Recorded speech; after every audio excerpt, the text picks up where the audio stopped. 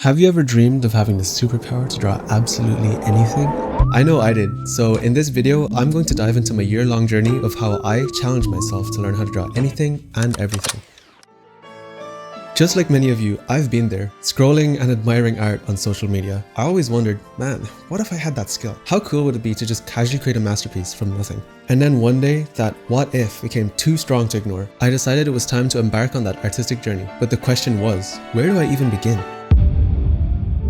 Every pro artist would say it. The key to building any skill is to have a good foundation, and in art it was this magical thing called fundamentals. If you have a solid foundation, you could draw anything, right? If I wanted to draw a face, I needed to learn how to draw a circle first, and I couldn't even do that. I spent a lot of my early days just watching and studying as many tutorials as I could on the fundamentals of art. From all the tutorials that I watched, there was always this one thing in common. This was the single most important skill an artist should have, and that skill was observation. One of the things I learned was that everything in life could be broken down into simple shapes. If you took a moment to observe the things around you, you could easily find that basically anything can be simplified into these shapes. Just looking at life through this lens would drastically improve your art without even picking up a pencil. So every day moving forward, I would constantly be observing through the eyes of an artist, which helped me improve as fast as I could. And so, no matter what you draw, humans, animals, machines, you would need to be able to draw it in its most basic shapes. And so to keep on learning, I practiced drawing basic shapes. And I did this for a good few days. But was it all just about mastering the absolute basics? I felt like something was missing. By using the skills I got from drawing basic shapes, I was able to extend and learn more advanced things like structure. How is an object constructed? It sounded simple, right? Just combine different shapes and you can draw anything. But you'll find out later how naive I really was. I kept studying form, but I couldn't enjoy it for too long.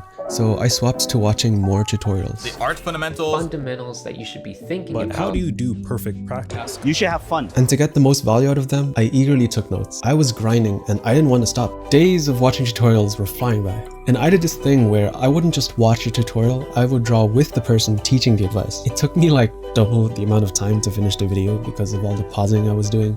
But this helped me really solidify what I was learning. I wanted to keep extending because, again, doing form practice every day was starting to get less fun. I figured maybe I'll start focusing on anatomy. I started doing anatomy studies and I thought I had it. But then I ran into a problem. Anatomy is hard, bro. The human body is complex enough as it is, and I quickly realized that it would take me absolutely ages to master it. Like, I can't compare myself with this. Through my countless attempts at gesture drawing and studying anatomy, I didn't feel like I was really going anywhere. And eventually, I felt like it was too early for me to master anatomy. I decided to narrow it down on one part of the body, the face.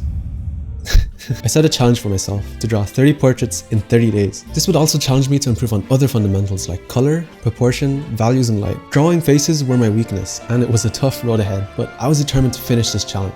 By the way, that was the first video of my channel, and I did not expect it to get as much views as it did. So thank you if you've watched it. I drew one portrait every day, and seeing skills improve portrait after portrait was really exciting. Every single day, my drawings would get better, but like everything else, improvement doesn't stay this consistent. Further on in the challenge, this was when issues started rising. As the days went by, the very thing I loved started to feel like a chore. It became really repetitive to keep drawing faces over and over again. I started messing up on my pieces, I would skip days, nothing was going well.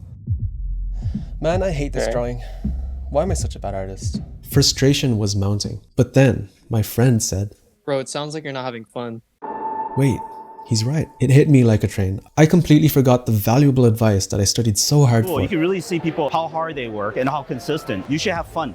So learn to enjoy the process. I set out on a journey to learn how to draw anything, but it was when I stopped enjoying the process that art began to burn me out. So I took a break, especially from drawing portraits, to draw other things in life, like environments, cars, cats. And I did. I had fun. I enjoyed the process. I reignited my joy in art again. Sometimes it's as simple as drawing other things, to have that variety and not to be perfectionist about it. It may feel really daunting if your art improvement isn't linear, but that's just the way that it goes. You will keep on improving though, as long as you don't give up. In the end, I wrapped up the portrait challenge with some jaw-dropping progress. What was the key takeaway?